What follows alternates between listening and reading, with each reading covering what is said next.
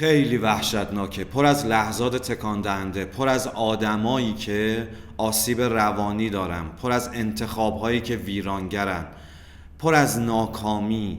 و چیزی که بدترش میکنه اینه که همه این اتفاقات واقعاً برای یک آدم واقعی افتادن.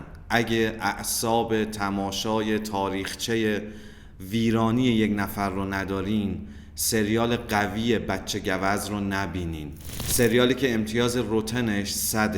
چرا منتقدا همچین امتیاز بالایی به این سریال دادن؟ سلام، من حمزم. به سینمازیز خوش اومدین. امیدوارم حالتون خیلی خوب باشه. 2 هفته پیش سریال حساسیت برانگیز بچه گوز منتشر شد و خیلی سریع سر زبونا افتاد.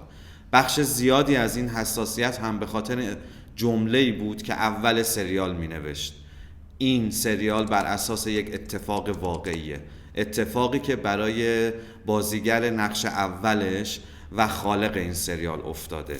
همه مبهوت این هستن که چطور یک نفر چون این جسارتی پیدا کرده که اتفاقات هولناکی که براش افتاده رو اینطور بی پرده و آشکار جلوی دوربین به نمایش بگذاره. صادقانه بگم که من خودم وقتی این سریال رو تماشا میکردم هر چند دقیقه یک بار پاز میزدم، یک دوری میزدم تا بتونم اتفاقات هولناک اون رو هضمش بکنم.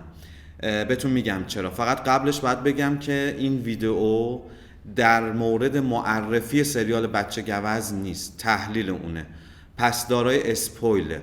اگه این سریال رو دیدین با من همراه باشید. روایت سریال خیلی فکر شده است، بدون اینکه وقت ما رو بگیره. توی همون قسمت اول، توی همون سکانس افتتاحیه، اطلاعات مهمی که برای آشنایی با جهان فیلم لازم داریم بهمون میده. اینکه کاراکتر اصلی کیه و مسئله اصلی درام چیه و اینکه سریال توی چه ژانری قرار میگیره و چه انتظاری ازش باید داشت. یه کمدی سیاه که همین اول به ما میگه که یه زن افتاده دنبال یک مرد. از کجا میفهمیم کمدیه؟ اینکه در واقع مرد میگه که اون زن ایمیل های تهدیدآمیزی برای من میفرسته و بعد که یکی از اون ایمیل ها رو به ما نشون میده میبینیم فقط نوشته شده توش که من امشب برای خودم تخم مرغ پختم و افسر پلیس میگه این کجاش تهدیدآمیزه؟ مرد اینجا جواب قانع کننده‌ای نداره. همینش کمدیه. بعدها میفهمیم که این ایمیل دو پهلو بوده و منظور اصلی مارتا تخمک گذاری بوده، نه تخم مرغ. اما چیزی که توی این سکانس اول خیلی مهمه اینه که پلیس از دانی یک سوال میپرسه و اون اینه که چرا 6 ماه صبر کردی تا بیای این قضیه رو رسما گزارش بدی. این همون چیزیه که 3 اپیزود بعدی سریال به اون میپردازه و توی قسمت 4 اصل قضیه رو متوجه میشیم. همین قضیه زمینه رو فراهم میکنه برای اینکه ما یک روایت کاملا ذهنی از این ماجرا بشنویم. یعنی به همین شیوه صدای دانی رو روی تصاویر توجیه میکنه و همچنین یک سری از تصاویری که کاملا ذهنی هستن که من توی بخش بعدی مفصل بهش میپردازم.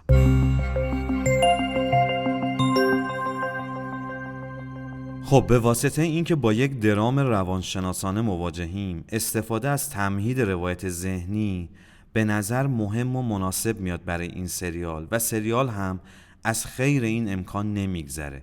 با طرح اون سوال توی سکانس اول و اومدن تیتراژ، اون هم با اون شکل خلاقانه، ما گمان میکنیم که سکانس اداره پلیس تموم شده و به نوعی مقدمه‌ای بوده برای اینکه ما وارد اصل موضوع بشیم. تیتراژ به شکل خلاقانه این متن ایمیل هاییه که مارتا برای دانی میفرسته. ایمیل رو از کجا گیر آورده؟ از توی سایت دانی.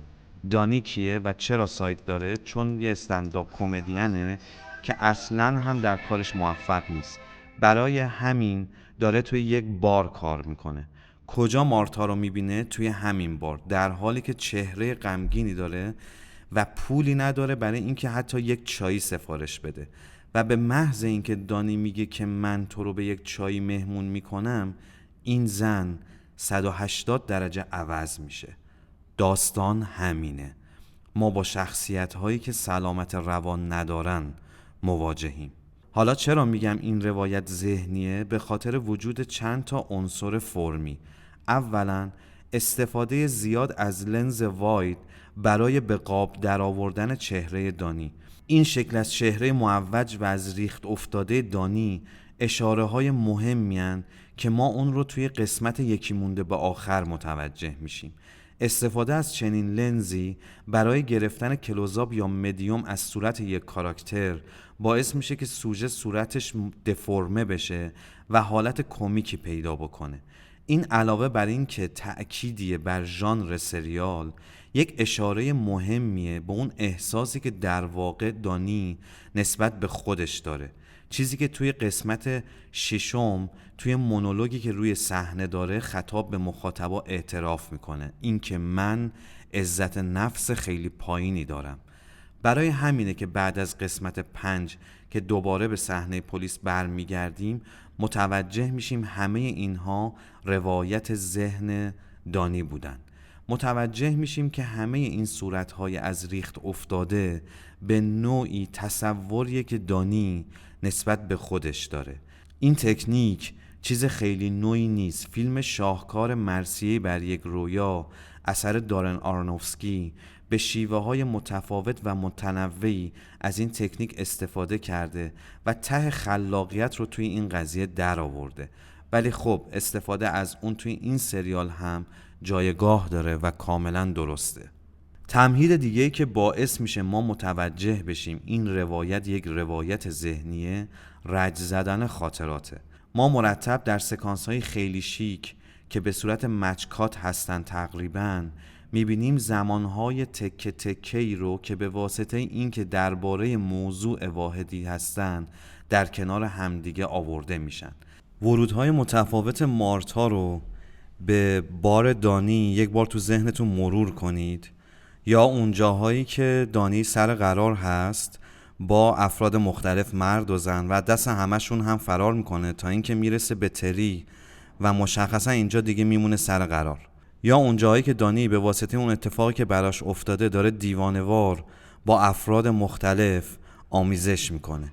این سکانس ها که خیلی خوب و شیک از آب در اومدن به نوعی دارن زمان رو فشرده میکنن و زیر یک موضوع گرد هم میارن و به این شیوه هم یک نوع روایت شیرین و جذاب از اون قضیه میسازه، هم تعدد اون رو نشون میده، چشم نوازه و به اثبات میرسونه همه این اتفاقات اونطور که توی فکر دانی میاد داره برای ما روایت میشه.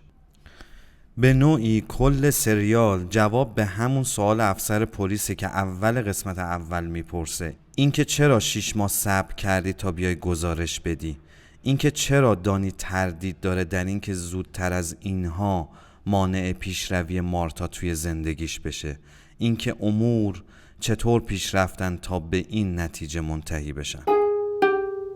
شاید یکی از دلایلی که باعث شده منتقدان این امتیاز بالا رو به این سریال بدن این باشه که مسئله اصلی این قصه به نظر میرسه کشش لازم برای خلق یک درام هیجان انگیز و خاص رو نمیده.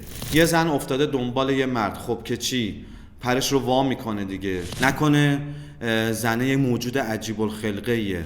نه نیست. شاید طرف یه قاتل حرفه‌ای، یک جانیه؟ نه اینم نیست. پس چطور میخوای از این چیز ساده یک درام تکان دهنده در بیاری؟ خب مسئله همینه. سریال خیلی خوب است پس این قضیه بر اومده. بهتون میگم چطور.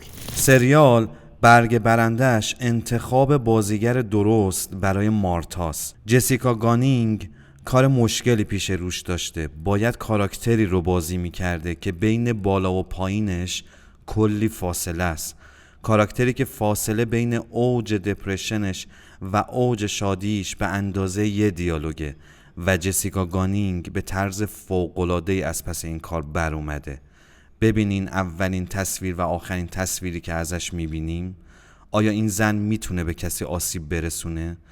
این همون فکریه که دانی هم میکنه و خب اون رو به ورطه مارتا میکشونه. یه جایی توی قسمت 6 دانی با حسرت میگه من فقط یه چایی دادم بهش و این اوج کمدی سیاه این سریاله. اینکه چطور یه دلسوزی میتونه هیولای درون یکی که آسیب روانی داره رو بیدار کنه و مارتا همون هیولاست. همون که به قول روانشناس ها اقتصاد میل در اون مرده و به جاش رانه یا درایو بر ذهنش حکومت میکنه. میل دائم در حال جابجایی و مبادله است. مثلا این کار نشد، خب یک کار دیگه، این زن نشد، خب یک زن دیگه. برای همین بهش میگن اقتصاد میل، چون اهل مبادله است. این مال روانهای سالمه. اما وقتی میل رفت و رانه جای اون رو گرفت، شعار اصلی روان میشه همین و دیگر هیچ. یعنی دیگه تن به مبادله نمیده و تا آخر همون رو میخواد و اگر اون نباشه زندگی هیچ معنایی نداره. این رو بهش میگن ابسشن، یعنی پافشاری تا پای جان. از طرف دیگه مارتا یه زن خونه‌دار معمولی نیست. اولا حقوق خونده، دوما سابقه این کار رو داره. برای همینه که همه ریزکاری های لازم برای اینکه از زیر گیر قانون در بره رو بلده. ایمیل های دو پهلو میفرسته، صدای دانی رو از اول ضبط کرده، میدونه کی کوتاه بیاد و کی دوباره بیاد سراغ دانی. دانی مشخصا مارتا رو از اول دست کم میگیره که اجازه میده اینطور تو زندگیش پیشروی کنه.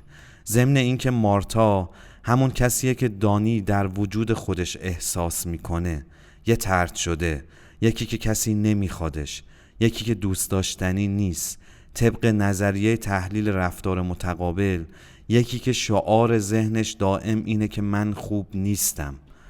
برای همینه که تا لحظه آخر هم نمیتونه از مارتا متنفر باشه. برای همینه که بعد از دستگیری مارتا شروع میکنه دیوانوار به گوش کردن وایس های اون. میخواد با شناخت مارتا اون سویه تاریک وجود خودش رو بشناسه. اون کودکی که تمنای بازی داده شدن رو داره و اگر بازیش ندی بازی رو خراب میکنه، در حالی که عاشق اون بازیه. دانی از یه جنبه دیگه خودش هم همینطوریه. روی بازی ابسشن داره، نه بازی مارتا که دوست داشته شدن توسط دانیه. نه، بازی اون فرق میکنه.